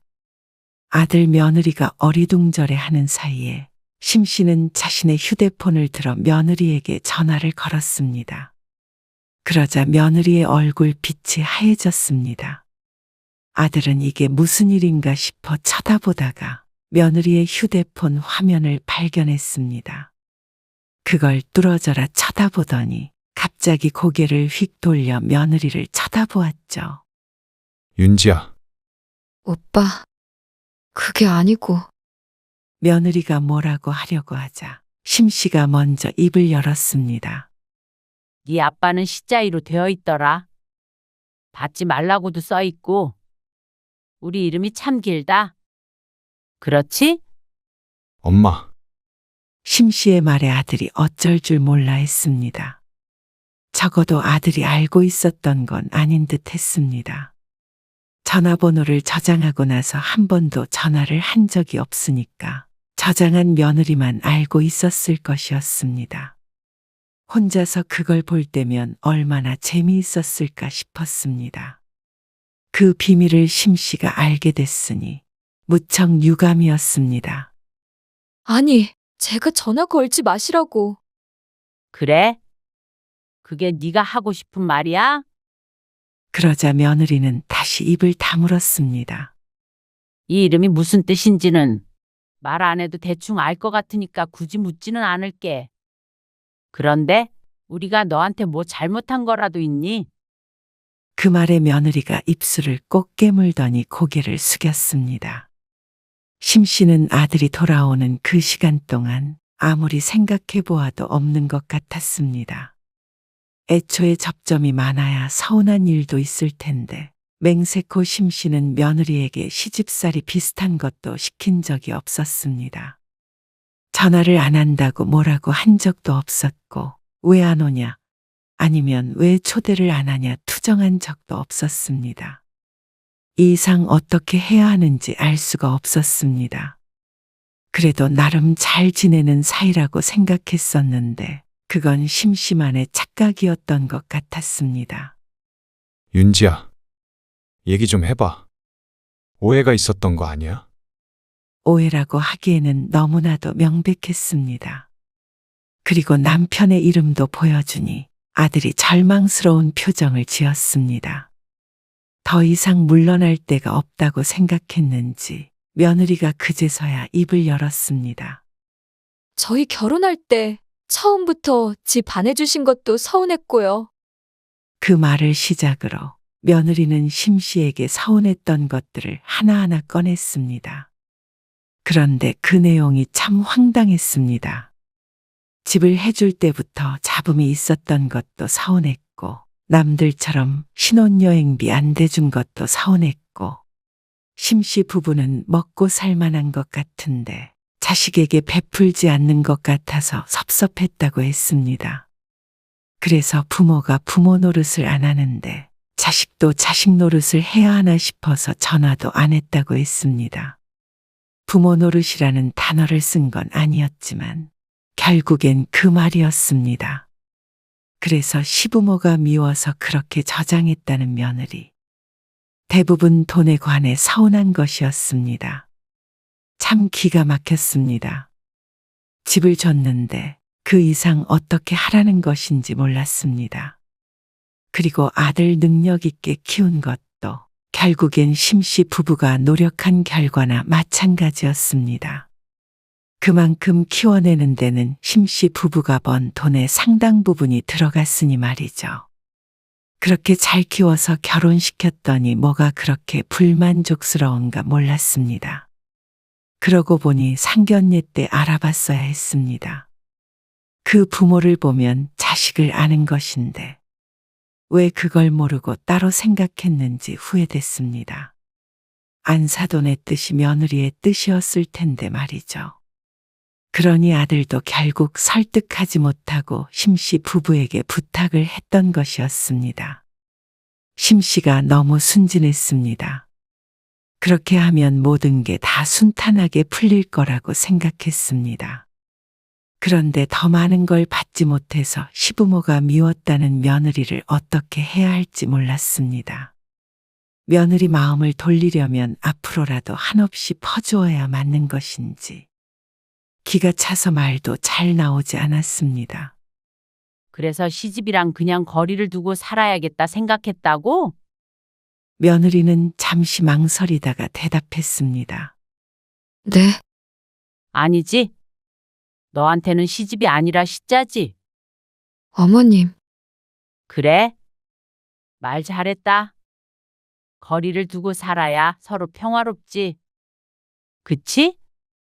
그러자 며느리가 고개를 들어 심씨를 바라보았습니다. 그래? 그렇게 우리가 밉다니까 우리도 어쩔 수가 없네. 너희 원하는 대로 멀리 거리를 두고 살자. 그러는 의미로 서로 빚지는 건 없어야겠지? 빚이요? 이 집이 우리 거잖아. 너도 시자 그늘 없이 살고 싶은 모양인데 원하는 대로 해주겠다고. 심씨가 하는 말에 아들도 며느리도 놀랐습니다. 설마 이렇게 강하게 나올 거라고 생각하지 못하는 모양이었습니다. 엄마, 아무리 그래도 이것 때문에 집에서 나가라니요. 욕을 쓴 것도 아니고. 이게 욕이 아니면 뭐야? 아들의 말에 기가 찼습니다. 꼭 비속어를 써야 욕인가 싶었습니다. 이것도 충분히 모욕적인 욕이었습니다. 그걸 별거 아니라고 생각하고 아들 며느리와 하호하면서 살 마음은 전혀 없었습니다. 네 엄마 말이 맞아. 너희 힘으로 살아. 그러면 서로 기대하고 실망할 것도 없지. 아버님, 그 집은 저희 결혼 조건이었잖아요. 결혼 조건? 그러면 우리가 집 가져가면 뭐 너희는 이혼하는 거야? 아들이 그 말에 놀라 며느리를 쳐다보고 서로 눈빛이 오고 갔습니다. 그런 말이 아니고요. 그건 너희 둘 문제고. 그런 줄 알고 이만 핸드폰 가지고 가봐라. 심씨는 더 이상 아들 며느리를 보고 싶지 않았습니다. 아들도 무언가 말을 하려다 말고 나중에 연락을 하겠다며 며느리를 데리고 나갔습니다. 심씨 부부는 심란하긴 했지만 그렇다고 했던 말을 후회하진 않았습니다. 정말로 집을 가져올 생각이었습니다. 그런데 다음 날 밤 아들에게서 전화가 왔습니다. 죄송해요. 윤지랑은 말 잘했어요. 제가 잘 타일렀으니까 앞으로는 이런 일 없을 거예요. 타이르다니 뭘 타일렀다는 것인지 몰랐습니다. 집 문제는 없던 걸로 해주세요. 네가 타일러서 될 문제는 아니고 반성을 했든 안 했든 집은 비워줘. 직접 전화하는 것도 아니고 아들을 통해서 사과를 하는 것을 보니 어지간히 통화하기가 싫은가 보다 생각했습니다. 그러자 아들이 오히려 언성을 높였습니다. 아무리 그래도 주기로 했던 집을 가져가시는 건 아니죠. 그리고 제가 그냥 가져온 것도 아니고요. 돈 들였잖아요. 그거는 그대로 통장에 있으니까 다시 돌려줄게. 너희 살았던 3년치 월세는 제외하고. 뭐라고요? 아니, 애초에 결혼할 때 명의를 왜 안 바꿔주신 건데요? 집 맡겨놨니? 하지만 어쨌거나 그 집은 심 씨의 집이었습니다. 그리고 더 이상 아들 내외가 사는 걸 보고 싶지 않았고 말이죠. 아들이 사과를 했다가 화를 냈다가 하며 심 씨를 설득하려 했지만 심 씨는 마음을 바꾸지 않았습니다. 며느리에게서 전화가 왔을 때도 마찬가지였습니다. 어머님, 죄송합니다. 그 일이 있은 지 일주일이나 지나서 받은 전화였습니다. 진심일지 아닐지 가늠해 보는 것도 하고 싶지 않았습니다. 그래? 이사는 이달 안에 부탁한다. 어머님, 그리고 앞으로는 전화하는 일도 절대 없을 거야. 받을지 말지 고민하는 일 없으니까 걱정 마. 며느리의 흐느끼는 소리를 뒤로하고 전화를 끊어버렸습니다. 아들 며느리는 뒤늦게 후회했습니다. 하지만 심씨 부부는 굳게 마음먹었습니다. 부모를 우습게 하는 자식은 더 이상 마음에 두지 말자고 말이죠. 씁쓸하긴 했지만 그렇게 못 살 것도 없었습니다.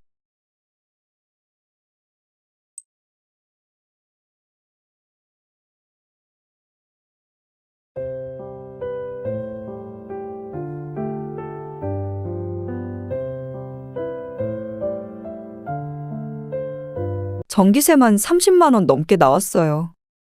그렇게나 나왔어? 누진세 때문인가 보다. 집에서 계속 에어컨 켜두세요? 지후 없을 때도요? 계속 켜두는 건 아니고 잠깐씩 끄기는 하지.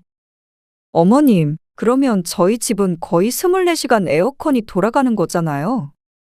그러면 당연히 이렇게 나오죠. 그러면 혼자 있는다고 한낮에 에어컨을 끄라는 소리야? 오늘 이야기 속 주인공은 64세 고성미 씨입니다. 그리고 그녀의 아들과 며느리에 관한 이야기이죠. 고 씨는 참 치졸한 이유로 아들 며느리에게 실망했습니다. 어쩌다 보니 아들네 들어와서 살고 있었지만 이런 문제로 서운하게 할 줄은 몰랐습니다. 차라리 돈을 달라고 했다면 불편하긴 해도 이런 마음이 들지는 않았을 것일 텐데 한여름에 에어컨을 트는 문제로 딴지를 거는 아들과 며느리 때문에 기가 막히기까지 했습니다. 다른 일도 아니고 손주를 봐주기 위해 집도 두고 온 부모에게 말이죠. 정말로 돈이 아까운 게 아니라 같이 사는 게 싫고 사람이 싫으니 트집을 잡는 것임을 모르지 않았습니다. 그러니까 더욱 괘씸했습니다. 그래놓고는 상주하는 도우미처럼 부려먹으려는 못된 심보가 가증스럽기까지 했습니다. 그러니 애가 어느 정도 컸는데도 쫓아내지 않고 계속해서 같이 살려는 것이겠죠. 구박은 덤이었습니다. 하지만 고 씨는 자신이 뭐가 아쉬워 이런 취급을 당하며 아들네에 머물어야 하나 싶었습니다. 그럴 이유가 전혀 없었습니다. 고 씨가 떠나면 아쉬운 사람은 고 씨가 아니라 아들 내외였습니다. 어리석은 아들 부부는 그걸 모르는 모양이었습니다. 고 씨는 딸 하나 아들 하나가 있었습니다. 고 씨는 남편의 영향으로 평생 아끼며 살았습니다. 남편은 구두쇠 소리를 들을 정도로 낭비를 하지 않았습니다. 그 덕에 없이 시작해서 집도 마련하고 먹고 살았습니다. 그래도 자식들 교육시키는 것에는 지원을 아끼지 않았습니다. 그리고 자식 둘을 결혼시키기도 했으니 지난 삶을 잘 산 것이라고 봐도 될 것 같았습니다. 남편은 세상을 떠났지만 큰 문제가 없다면 앞으로 자식들에게 손 벌리지 않고 내 한 몸 건사할 정도는 되었습니다. 그러니 이제는 혼자 잘 살기만 하면 된다고 생각했습니다. 그런데 인생이 뜻대로 되진 않았습니다. 자식들이 결혼할 때는 둘 다 똑같이 보태줬습니다. 집 한 채씩 떡하니 해주지는 못했어도 어느 정도 부모 역할은 했다고 생각했습니다. 그런데 아들은 결혼한 지 1년 만에 전세금을 빼서 홀랑 날려먹었습니다. 어쩌자고 그랬어? 이렇게 될 줄 몰랐죠. 저희도 잘 살아보려고 했던 거예요. 며느리도 고개를 숙이고 있었습니다. 며느리가 회사를 그만두고 가게를 차린다고 했다가 계속 적자를 메꾸다 못해 얼마 전에 폐업을 하게 되었습니다. 장사를 하던 사람들도 경기가 어려워서 접는 마당에 참 패기가 넘치는 아들 며느리였습니다. 잘 살아보려던 것은 알기에 뭐라고 할 수는 없었지만 그렇다고 해서 아들이 하는 말을 듣고 마냥 위로만 하고 있을 수만은 없었습니다. 그래서 이렇게 찾아온 이유가요. 아들은 잠시 머릿속에서 말을 고르는 듯 망설였습니다. 그러다가 하는 말에 고 씨의 눈이 커질 수밖에 없었습니다. 이사를 가야 할 것 같아요. 형편을 생각하자면 작은 집으로 전세자금 대출을 받아서 가거나 월세를 가야 할 것 같았습니다. 그런데 아들은 원래 살던 곳보다 더 좋은 전세집으로 옮기고 싶어 했습니다. 그런데 대출은 절반 정도만 받고 나머지는 고 씨에게 보태달라는 말이었습니다. 그래야 이자를 덜 낸다고 말이죠. 하지만 그렇게 큰 돈을 내줄 만큼 여유가 넘치지 않았습니다. 앞으로 20년을 살지 30년을 살지 모르는데 말이죠. 나이 들면서 경제적 능력은 점점 줄어가니 가지고 있는 돈을 허투루 써서는 안 됐습니다. 그렇게 큰 돈을 어떻게 보태주니? 월세를 갖다가 이사하거나 좀 작은 집으로 가. 맞벌이하면 금방 일어설 수 있을 거야. 이제 애도 생기고 할 텐데 어떻게 그런 집에서 살아요? 안정감이 있어야 돈도 벌고 하는 거죠. 그 돈 주면 엄마는 잠도 못 자. 누나 걱정돼서 그러시는 건 아니고요? 누나한텐 제가 잘 말할게요. 딸 성격을 봐선 그런 쪽에는 관심도 없을 것이었습니다. 고 씨의 도움 없이도 잘 살고 있었고 말이죠. 아들에게 거절한 것은 순전히 고 씨의 노후 걱정 때문이었습니다. 누나 때문이 아니라 그 정도는 엄마도 능력 없어. 이 집 대출 받으면요? 뭐? 그건 안 되지. 아니, 생각은 좀 해보고 결정하셔도 되잖아요. 아니야. 괜히 기대하게 해서 뭐해. 엄마도 나중에 너희한테 안 기대려고 아끼며 살고 있어. 하지만 아들은 계속해서 궁시렁거렸습니다. 고 씨가 돈을 숨겨놓고 안 주기라도 한다는 듯이 말이죠. 땡전 한 푼 없는 건 아니었지만 아무리 생각해도 아들네를 좀 더 좋은 집에 살게 하기 위해서 빚까지 질 수는 없었습니다. 미안하다. 다른 방법 찾아보자. 고 씨는 끝내 아들의 부탁을 거절했습니다. 그러자 며느리도 표정이 좋지 않았습니다. 아들은 말할 것도 없고 말이죠. 며느리는 다시 직장에 다니게 되었고 아들네는 이사를 했습니다. 그 이후로 당연한 일인지는 몰라도 아들 내외와는 조금 대면대면 지냈습니다. 그 전에라고 자주 왕래하는 것은 아니었지만 그래도 느껴지는 분위기라는 게 있었습니다. 전화통화도 더 뜸해졌고 방문은 거의 없었습니다. 3, 40분 거리라 언제든지 마음먹으면 올 수 있었는데 말이죠. 그런데 반년쯤 뒤에 며느리가 임신했다는 소식과 함께 언제 그랬냐는 듯이 연락이 잦아졌습니다. 그러면서 서서히 다시 왕래를 했죠. 저희 왔어요. 그래. 왔니? 네. 명절이라 그런지 가까운데도 차가 좀 막혀요. 얼른 와라. 배고프다며? 오늘따라 더 푸짐하네요.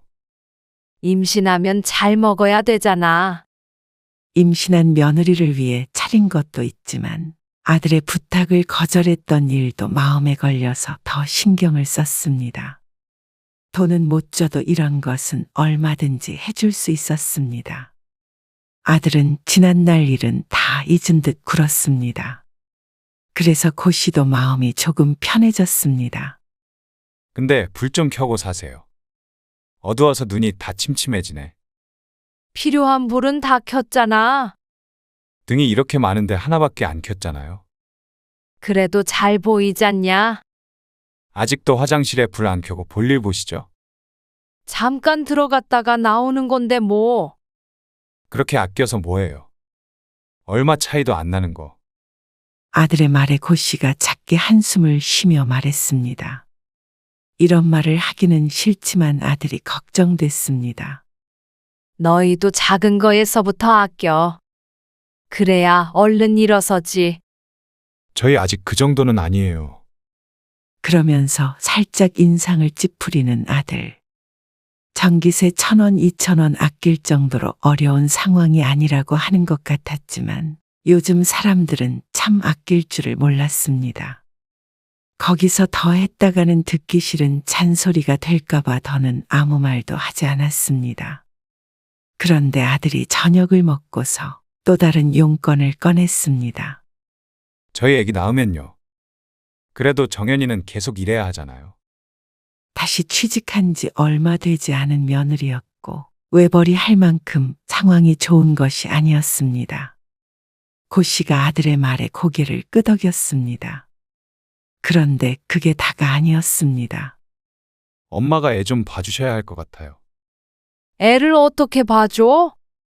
가깝다고는 해도 한 번씩 오가기 멀지 않은 것이지 매일 왔다 갔다 할 만한 거리는 아니었습니다. 그런데 아들은 조금 당황스러운 제안을 했습니다. 자신의 집에 들어와 살면서 봐달라는 것이었습니다. 같이 사는 것은 생각해 본 적도 없었습니다. 늙어서 치매에 걸리더라도 말이죠. 같이 사는 건 좀 그렇지 않니? 너희도 불편할 거고. 계속 같이 살자는 건 아니고요. 애가 좀 클 때까지만요. 1년? 그 정도로 애가 다 크나요? 어린이집에 4, 5살쯤에 보내려고 하는데. 그러면 거진 3, 4년을 같이 살자는 말이었습니다. 그 말에 얼른 그러자고 할 수가 없었습니다. 엄마도 집에만 계시면 적적하잖아요. 사실 늘 집에만 있는 건 아니었지만 아들이 보기엔 할 일이 없는 것 같았습니다. 이번 부탁은 거절하지 말아주세요. 그 말에 고씨가 뜨끔했습니다. 돈은 못 줘도 손주는 좀 봐달라는 말을 애둘러 하는 아들이었습니다. 그럼 이 집은 어떻게 해? 어차피 다시 돌아오실 텐데 그때까지 월세를 주면 되지 않아요? 그러면 생활비도 하고 좋죠. 일 좀 안 하셔도 충분히 사시잖아요. 그 말은 나쁘지 않은 듯 했습니다. 아들은 가구도 전부 두고 개인 집만 챙겨서 나오라고 했습니다. 가구나 가전이 있는 상태로 월세를 구하는 사람들도 많다면서 말이죠. 다른 사람이 들어와서 산다고 생각하면 조금 찜찜하기도 했지만 크게 손해보지는 않을 것 같았습니다. 결국 고씨는 3년 정도 손주를 봐주기로 했습니다. 며느리가 만삭일 때 부동산에 세를 내놓았더니 일주일 만에 금방 계약이 됐습니다. 그리고 며느리가 산후조리원에 있을 때 짐을 옮겼죠. 어차피 집이야 없어지는 게 아니고 세를 주면 생활비는 걱정할 것이 없으니 잘한 선택이라고 생각했습니다. 또 이런 때가 아니면 아들, 손주, 며느리랑 이렇게 가까이 지내보겠나 싶기도 했습니다. 평생 같이 살라고 한다면 고씨도 자신은 없었지만 3년 정도는 괜찮겠거니 싶었죠. 그리고 그건 착각이었습니다. 전기세가 왜 이렇게 많이 나오지? 그래? 얼마나 나오는데? 둘이 살 때보다 10만 원은 더 나오는 것 같은데요. 며느리가 관리비 고지서를 펼쳐 보이며 말했습니다. 고씨도 자세히 보았는데 당연한 일이었습니다. 둘이 살 때와 넷이서 살 때가 같을 리가 없었습니다. 둘은 출근해버리면 그만이지만 집에는 여전히 고씨와 아이가 있으니 말이죠. 그동안엔 몰랐다가 날이 조금 더워지니 금액이 티가 많이 나는 듯 했습니다. 에어컨도 켜고 그러다 보니 어쩔 수가 없는 일이었죠. 애기 젖병 넣는 소독기도 있고 지난달에 제습기랑 공기청정기도 샀잖아. 며느리도 고씨의 말을 들으니 틀린 말도 아니었는지 덧붙여 말은 없었습니다. 그런 며느리를 고씨도 대수롭지 않게 생각했습니다. 고씨가 혼자 살 때는 아파트 내에서도 전기세가 특히 적게 나오는 편이었습니다. 혼자 살 때는 밤에 불도 밤에 한두 시간 정도 켜놓는 것이 고작이었고 TV를 보거나 냉장고에 들어가는 전기가 거의 전부였습니다. 밥솥도 밥을 하고 나면 코드를 바로 빼놓았고 불필요한 전기는 쓰지 않았습니다. 과장해서 말하자면 사람이 안 살고 있다고 오해를 받을 정도였습니다. 하지만 그런 곳이도 여름 앞에는 장사가 없었습니다. 다른 데는 아껴도 에어컨을 참을 수는 없었죠. 어떤 사람들은 선풍기만으로도 버틴다고 하는데 고씨는 안타깝게도 그런 유형은 아니었습니다. 건조해지면 가끔 끄기도 하지만 기본적으로는 여름 몇 달 동안은 에어컨은 잘 켜고 살았습니다. 그리고 아들네 집에서는 말할 것도 없었습니다. 어린 아이가 있으니 말이죠. 손주가 돌이 지났을 때였습니다. 고씨의 허리가 안 좋아서 한동안 고생을 했습니다. 그래서 어지간하면 아이를 몇 시간만이라도 어린이집에 맡겼으면 했습니다. 집에서 육아 말고도 할 일이 많았고 말이죠. 어린이집이요? 그건 좀 그렇죠. 잠깐만이라도 보내자는 거야. 오전에 맡겼다가 점심쯤에 데리고 오는 건 어때? 왜 그러시는데요? 그러면 오전에 병원도 가서 물리치료도 받고 할 수 있잖아. 할 일도 많고. 아, 그건 좀 애가 너무 어리잖아요. 며느리는 아이를 잠깐 어린이집에 보내는 것도 싫어했습니다. 고씨도 아직은 너무 어린가 싶어서 며느리의 뜻에 따랐습니다. 한 1년 정도 더 있다가 보내자는 말에 그러자고 했죠. 그런데 몇 달 뒤에 며느리가 무슨 소리를 들은 모양이었습니다. 지우 어린이집에 보내야 할 것 같아요. 벌써? 네. 그래야 언어 발달에 좋대요. 아직 말을 못 하잖아요. 돌이 지났는데 말이 조금 느린 손주였습니다. 그렇다고 문제가 있는 정도는 아니었는데 며느리는 그게 집에만 있는 탓이라고 생각했습니다. 아무래도 어머님이랑 둘만 있다 보니까 언어 발달이 늦은 것 같아요. 굳이 고씨를 탓하는 말은 아니었지만 고씨로서는 마음이 불편할 수밖에 없었습니다. 그리고 바로 며칠 뒤에 손주는 어린이집에 보내졌습니다. 그러자 고씨도 좀 살만했습니다. 아이를 돌보며 집에 있다 보니 자연스럽게 집안일도 고씨의 일이 되었는데 그러니 아이에게서 벗어난 시간도 어느 정도 필요했습니다.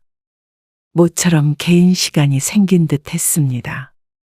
그래도 오후 2시면 어린이집에서 집으로 돌아오기 때문에 그렇게 넉넉한 시간은 아니었습니다. 고씨가 청소하느라 작은 방에 들어갔다가 화면이 켜져 있는 컴퓨터를 발견했습니다.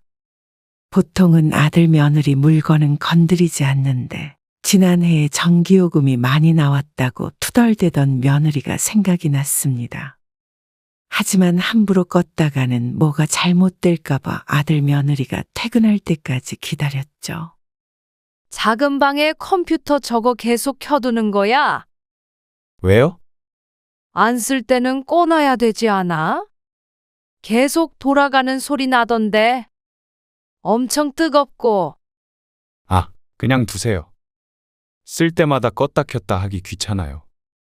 전기세 많이 나오지 그러면? 컴퓨터는 별로 안 나와요. 아들이 그렇다니까 그런 줄 아는데 아무리 그래도 전기를 쓰는데 요금이 안 나올 리가 없었습니다. 그냥 끄시면 안 돼요.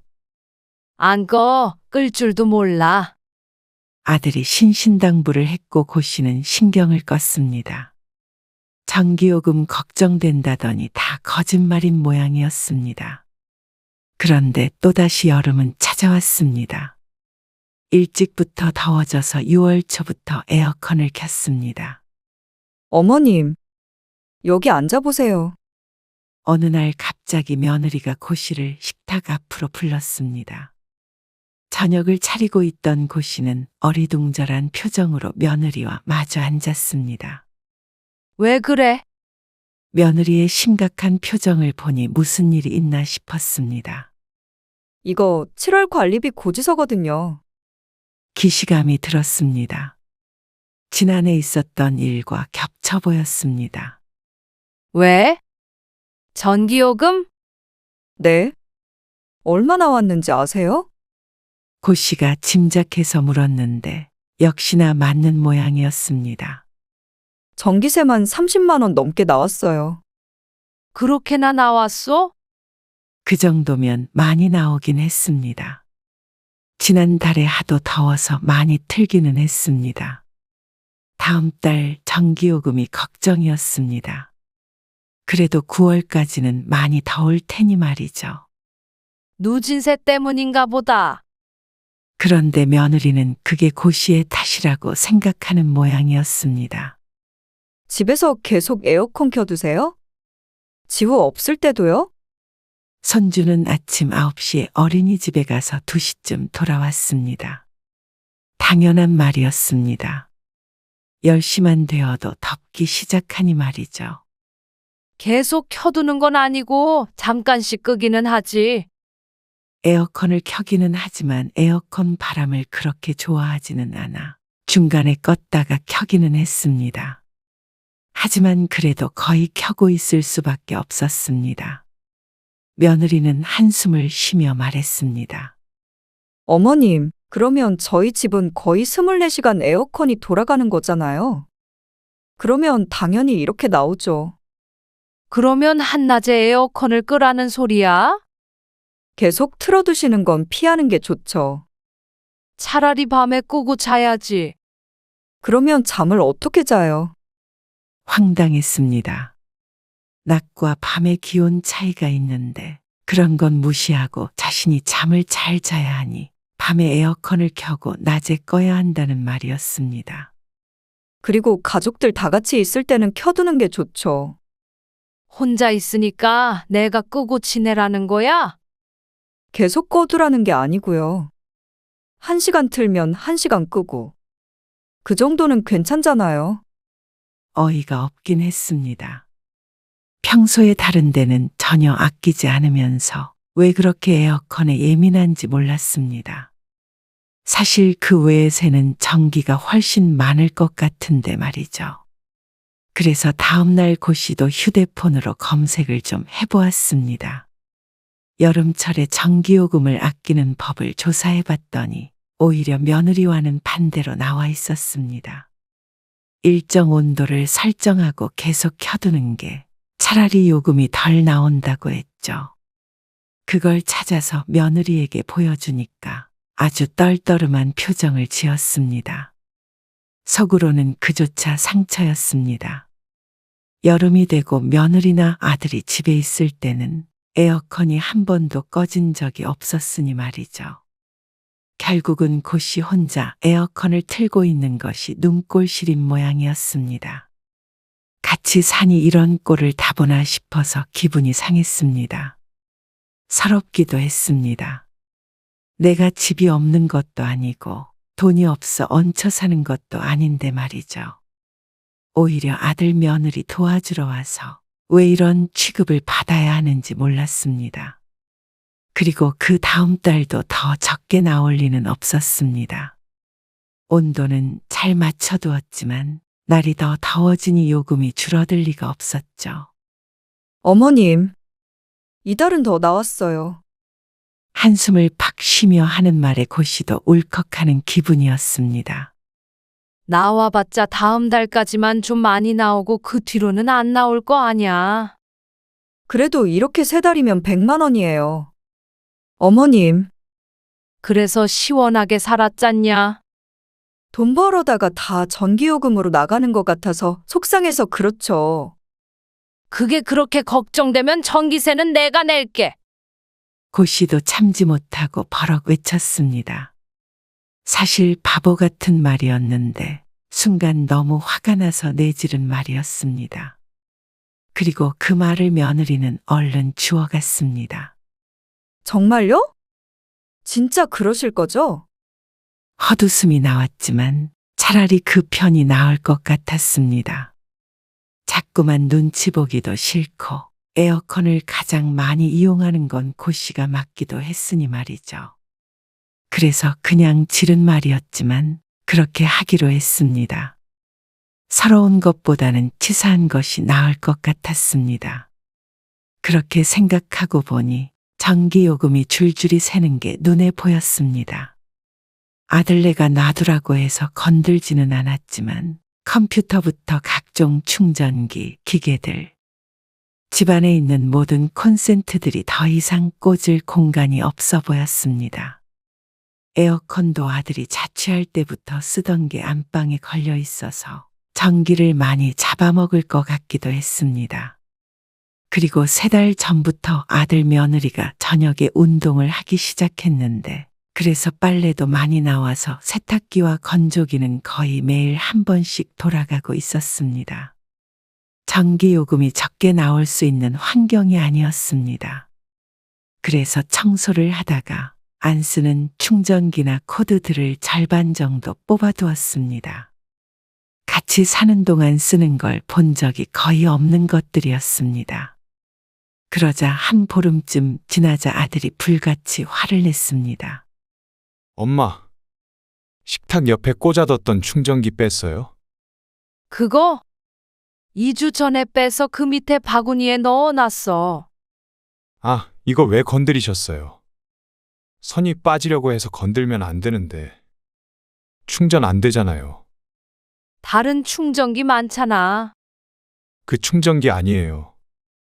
다른 거예요. 뭘 말하는지는 몰랐지만 아무튼간 아들은 고씨에게 짜증이란 짜증은 다 냈습니다. 그럴 거면 얘기를 하던가 다른 데다 잘 챙겨놓던가 했어야 하는 거 아닌가 싶었습니다. 어린 아들이었다면 등짝을 한 대 쳐주고 싶었습니다. 나만 노력해서 뭐하니? 무슨 말이에요? 전기요금 많이 나온다고 뭐라고 하질 말던가. 그거 꽂아둔다고 무슨 전기세가 나온다는 말이에요. 그것뿐인 줄 알아? 책상 뒤에도 주렁주렁하고 침대맡에도 엄청 꽂아두잖아. 그거는 다 쓰는 거예요.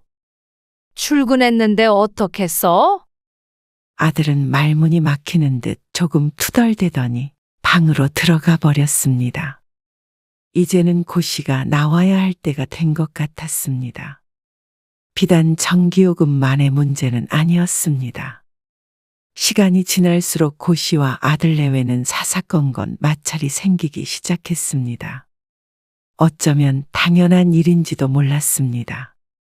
1년을 넘어서 거의 2년 가까이 같이 지냈는데 이 정도면 올해도 같이 살았습니다. 고씨도 서운하고 서러운 일이 없는 것이 아니었습니다. 말을 안 하고 지내는 것뿐이었습니다. 육아도 전부 고씨가 하는데 집안일까지 고씨에게 맡기고 손 하나 까딱 안 하는 아들 며느리였습니다. 그래도 일하느라 힘든 아들 며느리 조금이라도 도와주잔 생각에 힘닿는 한 고 씨가 전부 하고 있었습니다. 그리고 이런 생각을 떠올리기는 싫지만 아이를 봐주는 비용은 한 푼도 받지 않았습니다. 주겠다고 하지도 않았고 받겠다고 하지도 않았죠.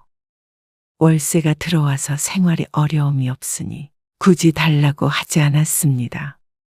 그러면 아들 며느리도 어느 정도는 고 씨를 배려하며 지내야 하지 않나 생각했지만 어느새 고 씨의 희생은 모두 당연한 일이 되어 있었습니다.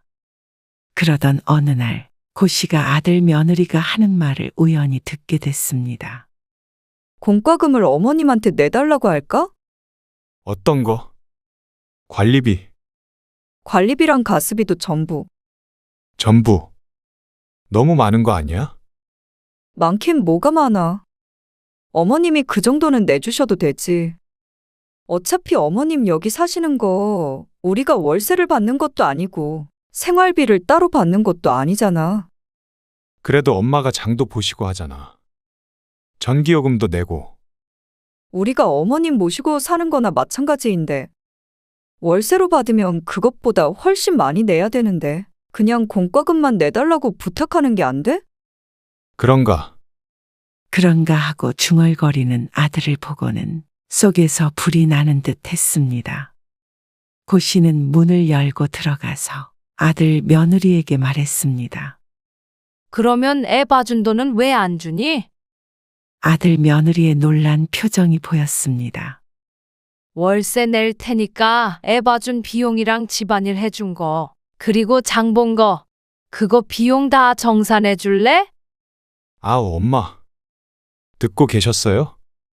인상을 찌푸리며 말하는 아들. 어이가 없었습니다. 무슨 논리로 그런 대화를 나눈 것인지 도무지 이해가 가지 않았습니다. 애 봐준 돈도 주라니까? 뭐, 공과금을 내? 너희는 양심이 있니? 애 봐준 돈이라뇨. 저희 덕에 엄마 살던 집 월세 줘서 돈 받으시잖아요. 그거랑 퉁치는 거죠. 내 집 세 준 거랑 무슨 상관이야? 내가 너희 집에 있는 건 월세 주기 위해서가 아니라 지후 봐주려고 그러는 건데. 상주 도우미들은 그러면 공짜로 일해주니? 이상한 소리를 하고 있어. 저희도 엄마랑 같이 살면서 알게 모르게 나가는 돈 많아요. 알게 모르게? 나는 무일푼으로 너희 집에서 노동하고 있는데 너는 그깟 전기요금, 그깟 가스요금 아까워서 그렇게 작당 모의를 하고 있어? 작당 모이라뇨. 됐다. 이제 그만둬야겠다.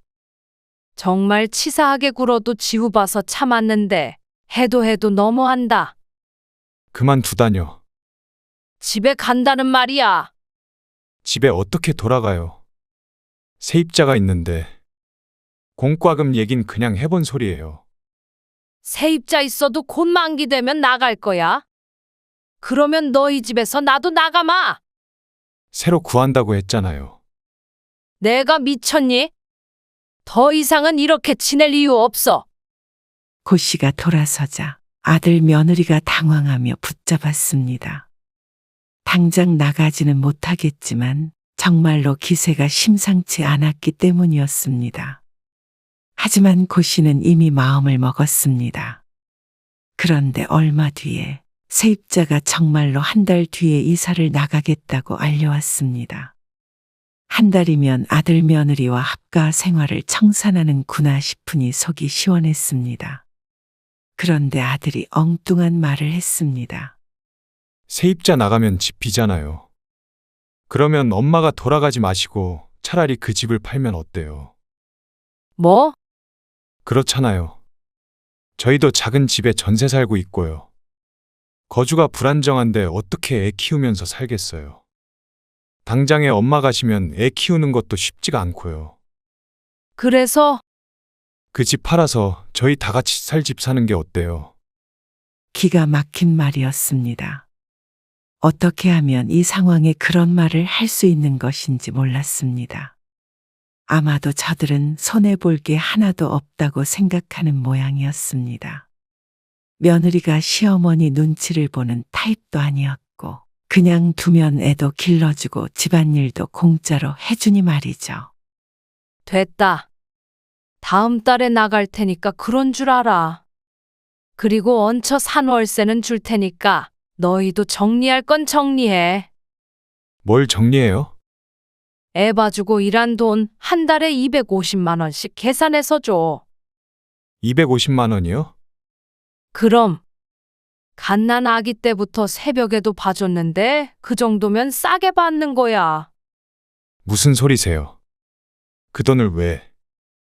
세상에 공짜가 어디 있니? 먼저 얹혀 산다고 관리비 내라고 했던 건 너희 아니야? 그건 그냥 그런 뜻이 아니었잖아요. 뜻이 어찌됐건 간에 달라고 했을 거잖아. 할 말이 없을 것이었습니다. 월세도 넉넉하게 계산해. 그래서 차액은 지금까지 같이 산 기간 동안 계산해서 통장에 넣어라. 그리고 며칠 뒤에 고 씨는 먼저 아들 집을 나와버렸습니다. 그리고 남편 없이 혼자 살고 있는 여동생 집에 몇 주 머물렀죠. 애를 어떻게 해요? 지우도 어린이집에 오래 있으니까 힘들고 아무리 오래 있어도 회사 퇴근 시간 때문에 늘 전쟁 같아요. 아들은 얼마 되지 않아서 고 씨에게 연락을 했습니다.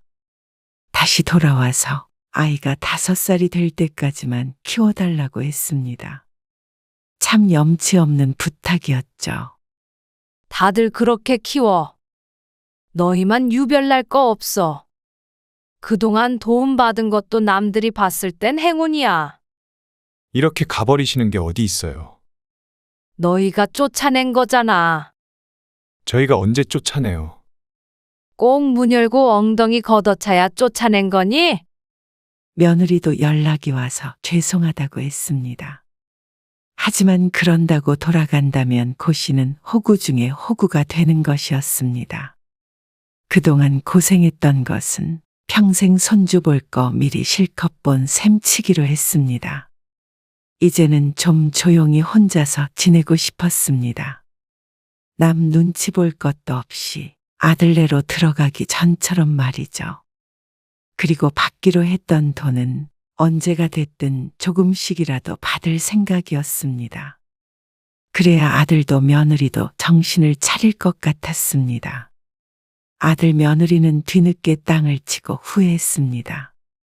사람을 쓰자니 돈이 많이 들고 육아뿐만이 아니라 둘이서 밥해 먹는 것조차 쉽지 않아 보였습니다. 돈 안 들고 편한 삶을 자신들이 걷어찼으니 할 말은 없을 것이었습니다. 그렇게 모든 게 제자리를 찾았죠.